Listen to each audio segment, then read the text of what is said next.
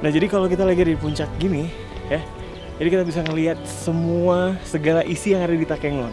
Dan pemandangannya luar biasa keren. Dan boleh lihat kita benar-benar berdiri di atas awan. Pagi Pak, 3 meter. Oh, buat yang nggak pandai berenang itu dalam sekali Pak.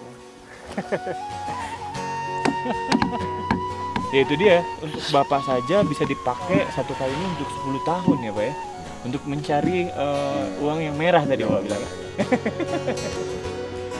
Semakin saya mengenal, semakin saya tertarik dengan segala yang ada dan melekat pada masyarakat suku Gayo. Tak terkecuali dengan topografi keindahan alam serta danau Laut Tawar yang sejak dulu telah menjadi simbol kemakmuran peradaban suku Gayo.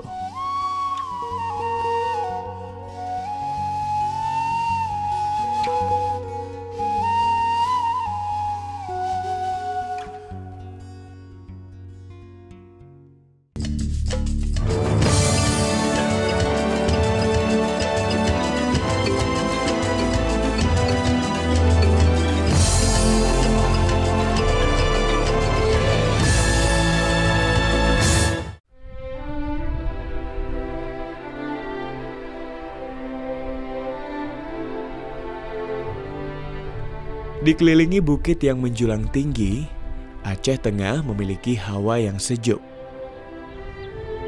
Berada di ketinggian sekitar 1.200 meter di bawah permukaan laut, kawasan ini dianugerahi panorama alam yang indah dan menakjubkan.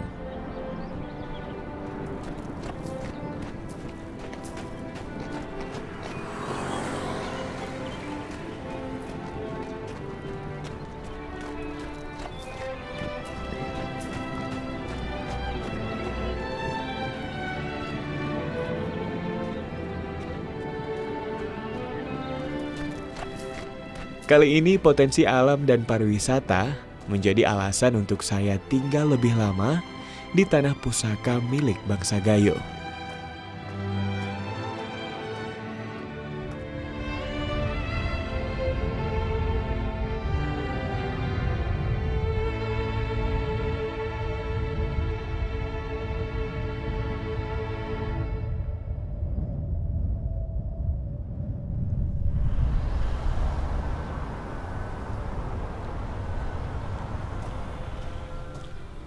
Perjalanan kali ini dimulai dengan mengunjungi Museum Negeri Gayo yang berada di kota Takengon. Di sini saya bertemu Haji Akbar, anak muda Gayo yang memiliki ketertarikan dan kepedulian terhadap sejarah budaya kesukuannya.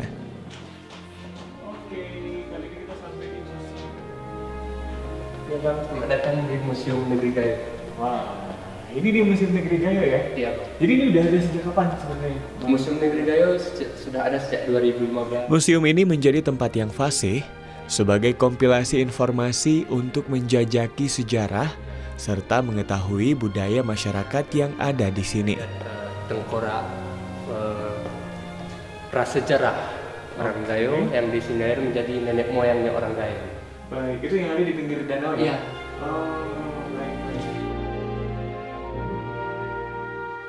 Selain bertemu Akbar, saya berkesempatan berbincang dengan Kepala Dinas Pariwisata Kabupaten Aceh Tengah. Jadi saya sudah beberapa hari di Aceh Tengah, ya. khususnya di Takengon, Pak Kadi, saya melihat begitu banyak sekali hal-hal yang menarik nih di Aceh Tengah. Ya. Nah, awalnya memang kedatangan saya karena kopi. Kemudian saya melihat bahwa kebudayaan masyarakat di Takengon ini juga sangat luar biasa. Saya juga tertarik. Nah, kali ini Pak Kadi, saya ingin mengetahui lebih banyak tentang potensi alam dan juga pariwisata di Takengon, di Aceh Tengah yang katanya nih makin kesini nih makin terus bergeliat begitu ya Pak. Nah, seperti apa sih Pak kalau kita bicara potensi alam dan juga pariwisata di Aceh Tengah sendiri sekarang ini? Yang pertama, seperti saya sampaikan tadi, adalah Aceh Tengah itu mempunyai keunikan. Yang pertama ada magniknya, ada Laut Tawar itu satu. Kemudian ada komoditi kopi, dan banyak lagi komoditi lainnya seperti sayur mayur cukup subur di Aceh Tengah. Kemudian menikmati kesejukan daerah Kabupaten Aceh Tengah ini dataran tinggi karena 1.200 sampai dengan 1.600 dari permukaan laut. sudah mempunyai hawa yang sedikit semakin tinggi semakin sejuk, semakin tinggi semakin sejuk. Jadi inilah yang perlu kita tata. Di 62 titik tadi kita tata dengan baik sehingga semua wisatawan tidak menyatakan bahwa kita menanya dari ketua wisatawan, enak enggak di Takengon Pak? Gitu. Mereka menyatakan bahwa enak sekali. Artinya bukan enak sekali-sekali saja yang datang, tetapi untuk enak berkali-kali yang kita masuk. Jadi 62 ditambah 48 cagar budaya. Kalau yang 62 ini apa saja? Meliputi apa saja, Pak? Ini ada 9 tadi titik destination ini yang harus dikunjungi mungkin kalau agak tengah. Yang pertama adalah Bur Telaga Gayo. Ini kemudian Pantai Pantai Menye dan seputaran Danau Laut Tawar. Jadi keliling Danau Laut Tawar itu juga sebenarnya sangat-sangat betul potensi untuk dikunjungi. Baik. Ini yang untuk sementara. Bicara tentang alam, dataran tinggi Gayo memiliki magnet lain berupa panorama alam yang indah dengan ikon Danau Laut Tawarnya. Berada di ketinggian 1.200 meter di bawah permukaan laut, danau ini memiliki luas 70 km persegi dengan kedalaman mencapai 269 kaki. Danau Laut Tawar yang berada di jantung Aceh Tengah dikelilingi oleh pusat pegunungan Bukit Barisan.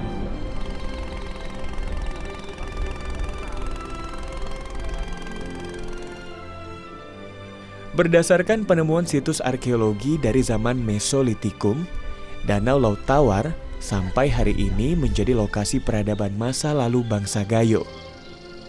Jejak sejarah peradaban orang Gayo ini sebagian besar ditemukan di punggung bukit di sekitar Danau Laut Tawar.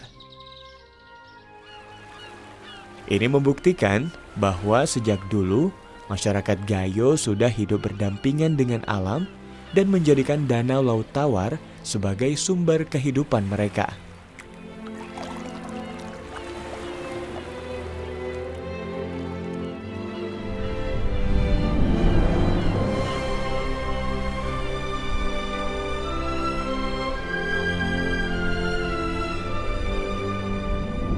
Keesokan paginya, saya memulai hari lebih awal untuk mengeksplor keindahan alam Aceh Tengah. Ini adalah salah satu spot terbaik untuk melihat panorama alam di dataran tinggi Gayo. Jika beruntung, pengunjung akan dapat melihat indahnya matahari terbit dari sini.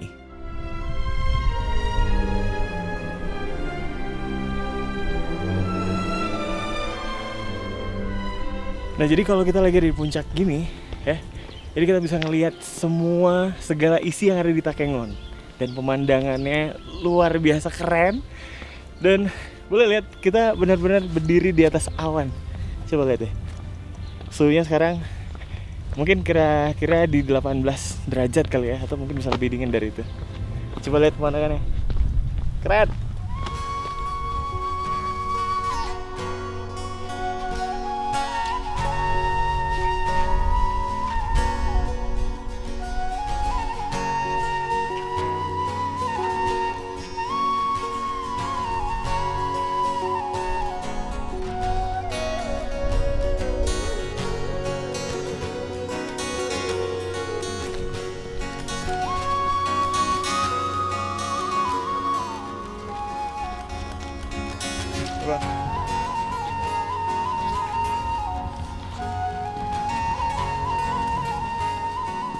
Dan dengan sedikit keberuntungan, ini adalah salah satu pemandangan terbaik yang pernah saya lihat.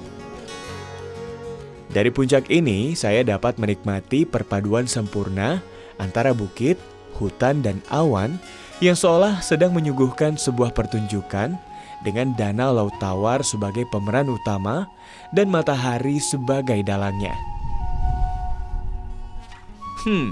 Menakjubkan.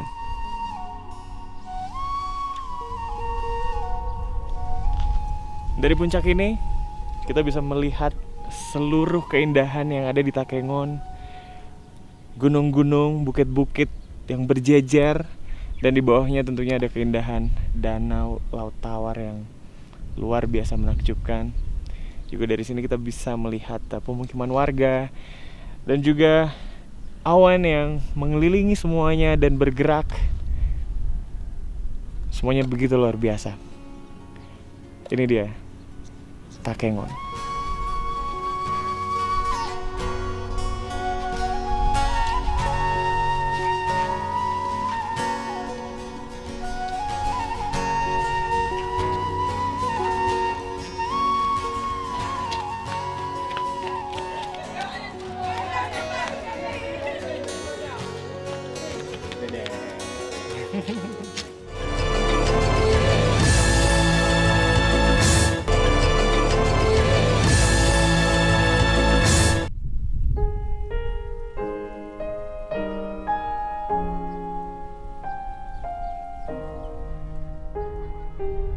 Tidak banyak yang berubah. Sejak zaman nenek moyang mereka beribu tahun lalu, Danau Laut Tawar hingga hari ini masih menjadi pusat peradaban bagi masyarakat Gayo. Memainkan peranan penting menjadi hulu daerah aliran sungai Pesangan yang mengaliri sekitar 5 hingga 6 kabupaten lain di Provinsi Aceh.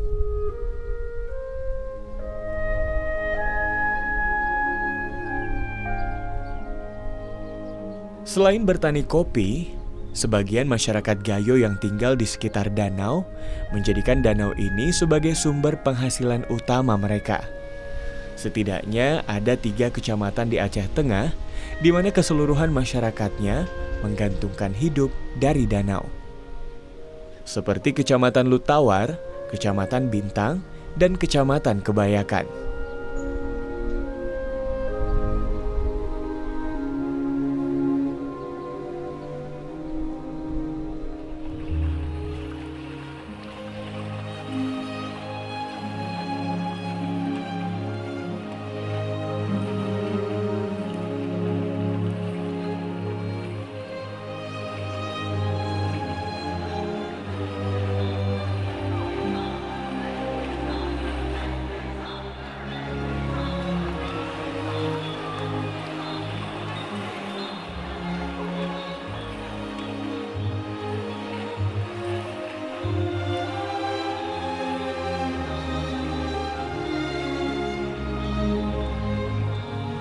Kalau Danau Laut Tawar ini kan berada di posisinya wilayah tengah Aceh. Kemudian Danau Laut Tawar ini ada beberapa hal yang sangat penting. Yang pertama itu dikelilingi oleh KEL atau kawasan ekosistem Leuser, yang kemudian menjadi hulu das atau daerah aliran Sungai Pesangan yang mengaliri sekitar 5 atau 6 kabupaten di Aceh. Danau Laut Tawar ini selain penting bagi masyarakat yang tinggal di pinggiran Danau Laut Tawar, tentu secara ekonomi mereka itu menjadi penopang, khususnya para nelayan yang menggunakan air sebagai tempat mereka bisa mencari ikan. Kemudian juga mereka bisa bercocok tanam, misalnya seperti bersawah, kemudian menanam hortikultura. Karena kan habis mereka, kalau tidak hanya ikan, kemudian mereka bersawah, setelah selesai bersawah mereka menanam tanaman muda. Nah kemudian juga di lingkaran itu juga ada pusat ekonomi masyarakat Gayo yang disebut dengan kopi ya. Kopinya, perkebunan kopi yang memang sangat tergantung dengan penghidupan itu. Karena apa? Selain mereka ada sebagian yang hidup dengan menggunakan air danau, ada juga dari pegunungan yang mengaliri Danau Laut Tawar begitu. Jadi kemudian dari aliran itu aliran air itu juga mereka menghasilkan menggunakan air itu untuk kehidupan mereka begitu, untuk kehidupan di rumah dan sebagainya. Jadi kalau di pinggiran Danau Laut Tawar ini bisa dikatakan tidak banyak orang yang menggunakan sumur. Tapi mereka kalau tidak menggunakan air dari Danau Laut Tawar, mereka menggunakan air dari sumber mata air tertentu, baik dia di perbukitan, di pegunungan, atau di lokasi tertentu gitu.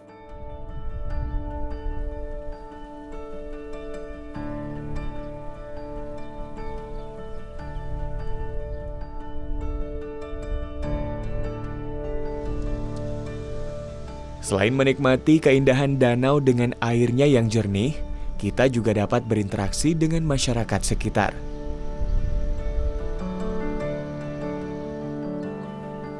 Seperti kali ini, saya menghampiri seorang nelayan bernama Yasin. Pagi, Pak. Untuk orang asing seperti saya, ternyata masyarakat Gayo ini sangat ramah. Tanpa ragu, pria parubaya berusia 80 tahun ini mengajak saya naik ke atas perahu dayung miliknya yang sudah berusia lebih dari 10 tahun.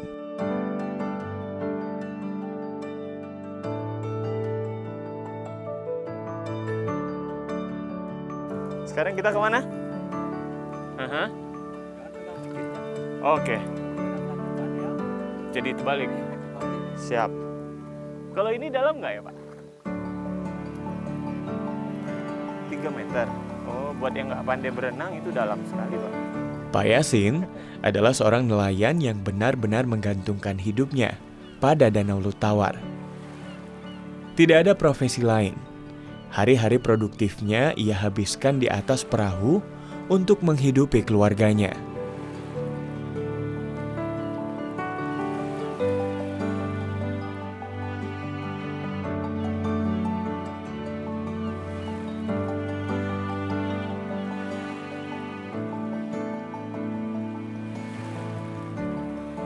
Perjalanan mengitari Danau Lutawar, saya mulai dari sisi sebelah barat Takengon, melewati desa One-One menuju Kecamatan Bintang. Ada banyak cerita rakyat atau legenda menarik dari masa lalu yang berkaitan dengan Danau Lutawar. Salah satunya legenda Putri Pukes yang berubah menjadi batu hingga hujan lebat yang timbul setelahnya dan membentuk sebuah danau. Cerita rakyat ini seolah membuktikan keistimewaan hubungan antara tiap individu masyarakat Gayo dengan Danau Lutawar.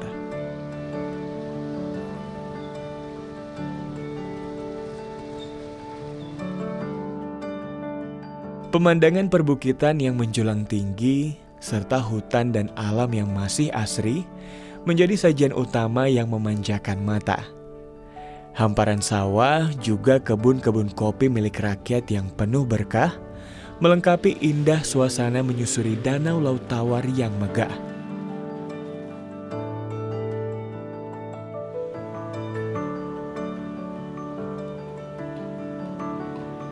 Entah kebetulan atau tidak, di perjalanan saya bertemu dengan masyarakat pinggiran danau yang sedang memahat sebatang kayu besar untuk dijadikan perahu. Biasanya, perahu ini dibuat hanya untuk menggantikan perahu lama nelayan yang sudah mulai rusak setelah digunakan selama puluhan tahun.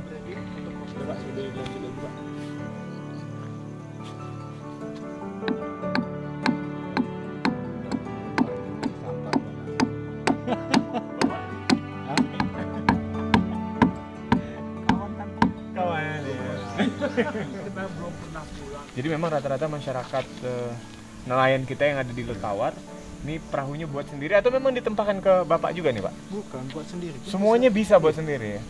Memang masyarakatnya bisa buat pahat kayu sendiri? Dulunya, hampir seluruh masyarakat suku Gayo yang tinggal di pinggiran danau memiliki keahlian memahat kayu. Namun seiring perkembangan zaman, tidak banyak di antara mereka yang saat ini memiliki keahlian sebagai pemahat kayu. Dan masyarakat di sini juga semuanya seperti itu? Oh, seperti itu semua. Ya, hanya pakai mengambil sendiri. sesuai kebutuhan saja? Itu pun kadang-kadang. Ya, Berapa tuh kena musiman, kadang kita tenaga nggak ada lagi, udah berhenti. Ya itu dia, untuk Bapak saja bisa dipakai satu kayu ini untuk 10 tahun ya Pak ya? Ya. Untuk mencari uang yang merah tadi Bapak bilang. Ya. Harian lah. Harian. Ya. Itu pun nggak setiap hari. Beruntung saya masih bisa melihat secara langsung proses pembuatan perahu tradisional masyarakat Gayo yang kini sudah sangat langka. Oh ya, Pak Muslim tadi juga bilang, berkeliling danau tak lengkap kalau tidak mengunjungi kawasan wisata Pantai Menye yang ada di Kecamatan Bintang.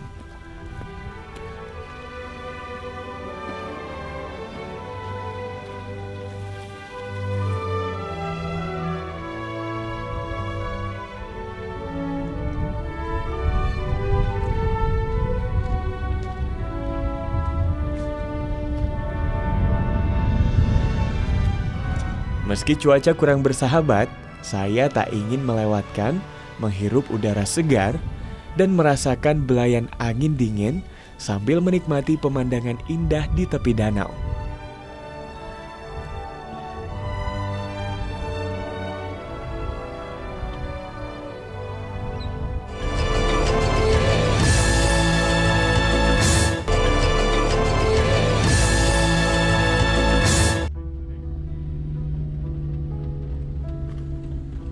Setelah melewati Pantai Menye di Kecamatan Bintang, disambut dengan rintik hujan, saya mendapati salah satu spot wisata bernama Ujung Mepar.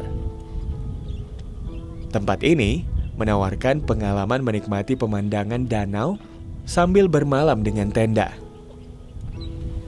Nah, pemirsa, ternyata di pinggir Danau Tawar sekarang ini sudah banyak paket-paket wisata yang menawarkan camping ground ya, atau tempat untuk kita bisa mendirikan tenda dan merasakan bagaimana sensasi bermalam ya di pinggir Danau Tawar. Dan ada banyak hal mungkin yang bisa kita lakukan di sini, tapi kita harus ketemu dulu mungkin sama salah seorang pengelola dari tempat ini. Aku juga tertarik pengen tahu lebih banyak tentang camping ground Ya, Ujung Mepar. satu, iya. Udah ada sejak kapan dan gimana awal ceritanya Bang coba membangun tempat wisata di sini? Iya, ini kita mulai 2019. Sebelum 2019 ini ditanamin bawang, cabai sama orang tua. Mungkin karena kita memang latar belakangnya petani.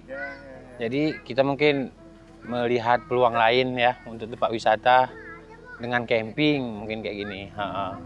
Nikmatin cuacanya yang dingin. Habis itu lihat kebun kopi juga, terus berenang di danau yang airnya tawar. Gitu. Sejauh ini gimana antusiasnya pengunjung yang datang ke sini Bang? Kalau kita hitung misalnya per bulan atau per tahun gitu? Ya, kalau biasanya itu sebelum ada campingnya, sebelum tempatnya kita buat kayak gini, mungkin setahun itu paling sekitar 2.000 orang. Tapi kalau sekarang, kalau nggak ada apa-apa, misalnya nggak ada cuaca hujan atau penyakit segala macam yang dilarang pemerintah untuk berkumpul itu, setiap minggu atau weekend tuh 500 orang, 200 orang ada gitu. Wah, cukup menjanjikan ya? Alhamdulillah, pelan-pelan.